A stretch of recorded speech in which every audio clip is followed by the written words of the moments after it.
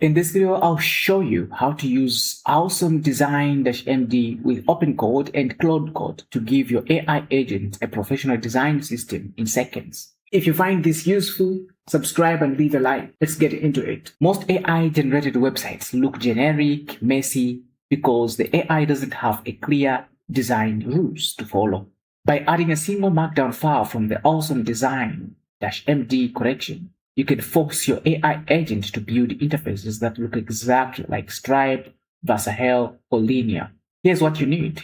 You need to have an AI coding agent installed, such as OpenCode CLI or Claude Code. You also need a basic web project folder where you can apply the styles. Then you're going to go to the AwesomeDesign-md repository on GitHub. Open the design.md folder and look through the list of brands like Stripe, Airbnb, GitHub, etc. Click on any of the brand photos that you like. Find the design.md file. This file contains all the hex codes, spacing rules, font choices for that specific brand. Copy the raw text file from the design.md file you just selected. Inside your project's root folder, create a new file, name it exactly design.md in all caps. Paste the content into the new file and save it.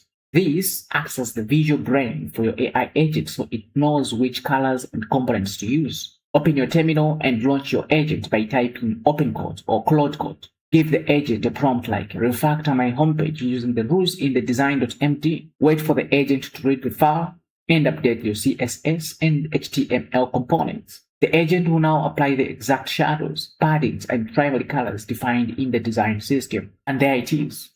A professional styled website built by AI that perfectly matches a world-class design system. So if you found this video useful and you like more of such videos, please leave a like and subscribe for more videos like this. Also, if you have any questions concerning awesome design, drop them in the comments. I'll respond to you. Thank you for watching one more time and see you in the next one.